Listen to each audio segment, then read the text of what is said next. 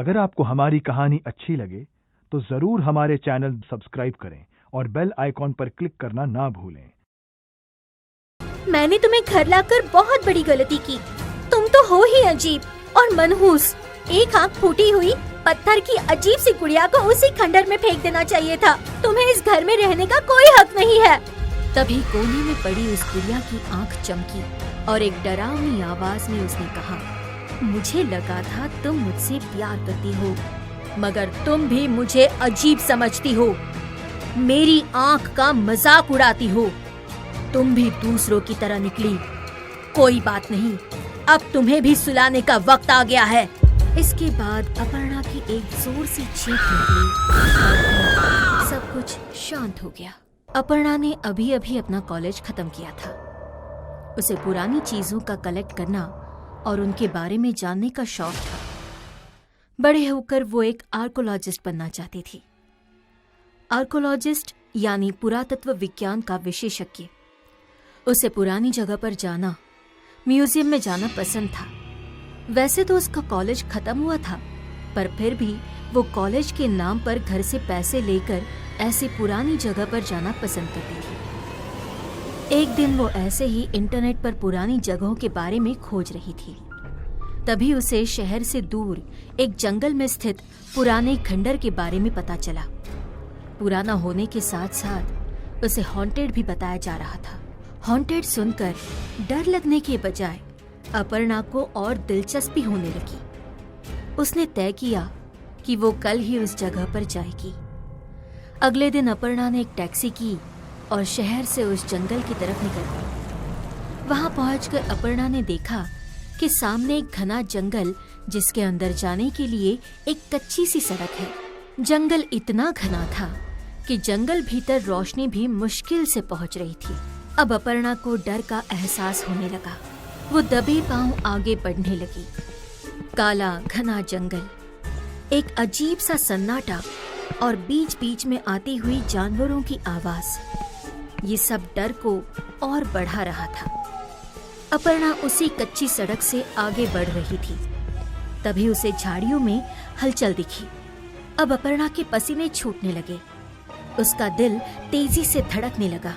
तभी पीछे से एक हाथ, अपने कंधे पर रखा हाथ देखकर वो डर गई और पलट गई। पलटकर उसने देखा तो एक अजीब से दिखने वाली बूढ़ी औरत, जिसने काली साड़ी पहनी थी, हाथ में लिए लकड़ी के सहारे खड़ी थी। कौन हो तुम? यहाँ जंगल में क्या कर रही हो? दादी, मेरा नाम अपर्णा है। मैं यहाँ उस पुराने खंडहर को ढूंढने आई हूँ। पुराने खंडहर का नाम सुनकर उस औरत के तेवर बदल गए। पुराना खंडहर? तुम्हें अपनी जान प्यारी नहीं है क्या? क्यों? ऐसा क्या है उस पुराने खंडहर में? राज को राज ही रहने दो, वरना तुम खुद एक राज बन जाओगी। मैंने समझाने का काम किया है, बाकी तुम्हारी मर्जी। इतना कहकर वो औरत वहां से चली गई। अपर्णा एक पल के लिए वही खामोश खड़ी रही। उसके मन में अजीब अजीब सवाल उठने लगे। उस औरत ने मुझे वहां जाने से क्यों रोका होगा? कहीं सच में तो ये जगह हॉन्टेड नहीं, या सिर्फ पुराना खंडर होने से किसी ने मनगढ़ंत कहानी बना दी होगी?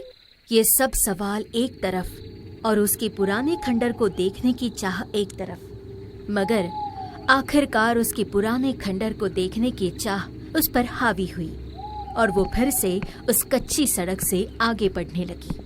थोड़ी ही देर में वो पुराना खंडहर उसे नजर आया। देखने में तो खंडहर पुराना ही लग रहा था, मगर जंगल के बीचों बीच होने के कारण बहुत डरावना भी लग रहा था। अपर्णा धीरे धीरे आगे बढ़ी। दरवाजे के पास पहुंचकर उसने दरवाजे को हल्का सा धक्का दिया, मगर जैसे ही अपर्णा ने अंदर जाने की कोशिश की, कई सारे चमगादड़ वहां से बाहर निकले। एक पल के लिए अपर्णा की धड़कन तेज हो गई थी और वो जोर जोर से सांस ले रही थी। उसने खुद को शांत किया और खंडहर के अंदर चली गई। अंदर से भी खंडहर काफी डरावना था। अपर्णा धीरे धीरे उस खंडहर का मुआवना करने लगी। खंडहर पुराना जरूर था, लेकिन उसकी बनावट अभी भी मजबूत थी। पूरा खंडहर देखने के बाद अपर्णा बोली, वो औरत तो यूं ही मुझे डरा रही थी। इतनी देर से मैं इस खंडर में हूँ, मुझे तो कुछ महसूस नहीं हुआ। चलो, आज का दिन तो बहुत अच्छा गया। अब घर चलना होगा, बहुत देर हो गई है। अपर्णा खंडहर के बाहर जाने लगी, तभी उसे पीछे कुछ गिरने की आवाज आई। उसने पीछे मुड़कर देखा तो एक पत्थर की गुड़िया उसे मिली, जिसकी एक आंख तो बड़े ही खूबसूरत पत्थर की थी, मगर दूसरी आंख का पत्थर कहीं गिर गया था। वो गुड़िया बड़ी पुरानी और अजीब किस्म की थी, मगर क्योंकि अपर्णा को पुरानी चीजें पसंद थीं, तो उस गुड़िया को देखकर वो बहुत खुश हो गई। वाह, ये गुड़िया तो काफी पुरानी लगती है। कोई सोच भी नहीं सकता कि पुराने जमाने में पत्थर की गुड़िया भी होती थी। मैं तो इसे अपने पास रखूंगी।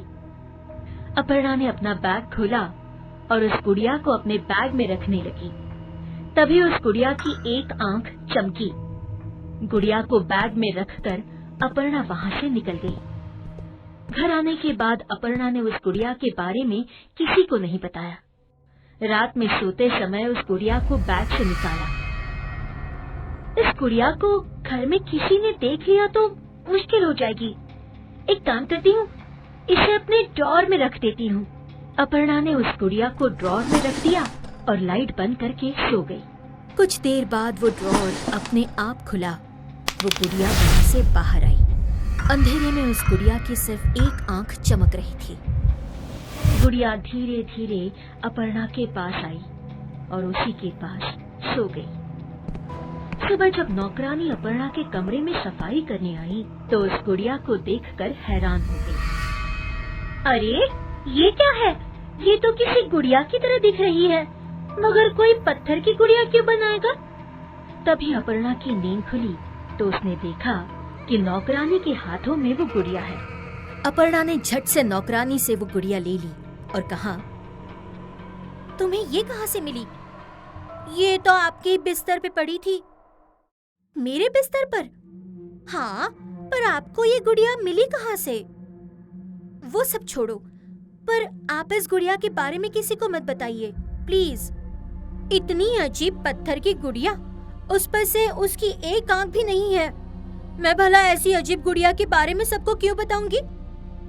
नौकरानी हंसने लगी और वहां से चली गई, मगर गुड़िया की एक आंख में अलग ही किस्म की चमक दिखने लगी। अगले दिन जब अपर्णा सुबह उठी तो उसकी माँ उदास होकर सोफे पर बैठी थी। क्या हुआ माँ, आप उदास लग रही हैं? अपनी नौकरानी का कल रात किसी ने खून कर दिया। क्या? खून? मगर किसने? क्या पता, लाश देखकर तो ये लग रहा था कि ये काम किसी इंसान का नहीं बल्कि जानवर का है। उसके पूरे बदन को नोच लिया था और उसकी एक आंख भी फोड़ दी थी। हे भगवान, तुम इन बातों पर ध्यान मत दो। जा, फ्रेश हो जा, मैं तेरे लिए नाश्ता बनाती हूँ। वो थी तो घर की नौकरानी, पर इतने साल काम करते करते वो घर का हिस्सा बन गई थी। उसके जाने से घर में दुख का माहौल बन गया था।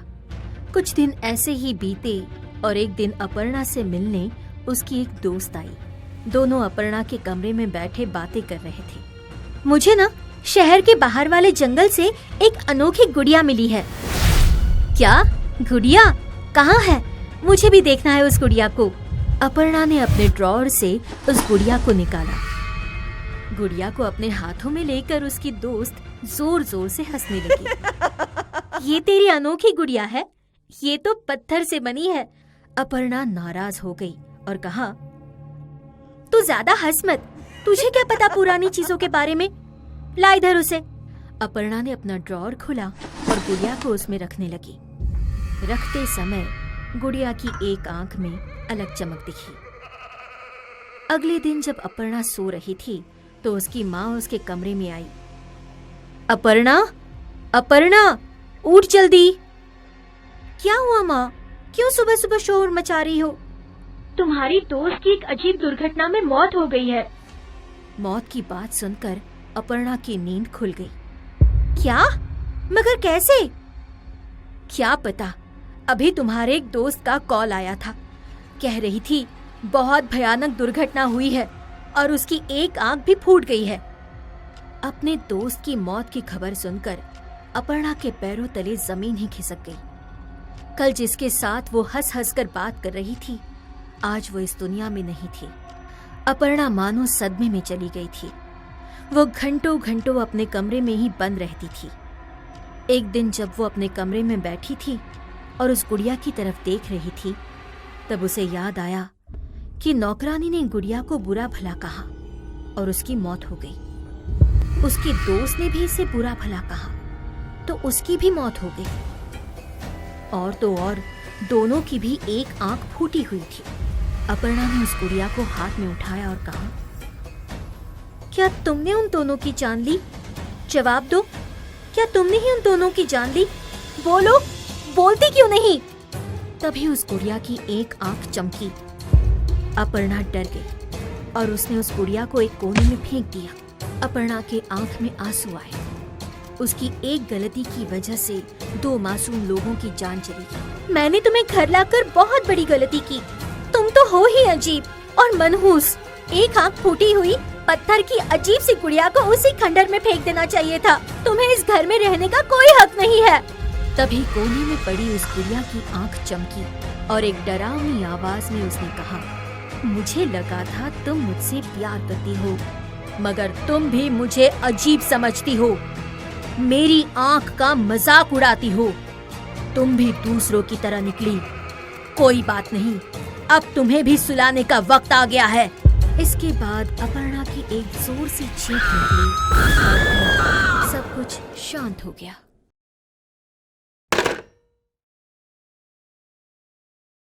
अगर आपको हमारी कहानी अच्छी लगे तो जरूर हमारे चैनल सब्सक्राइब करें और बेल आइकॉन पर क्लिक करना ना भूलें।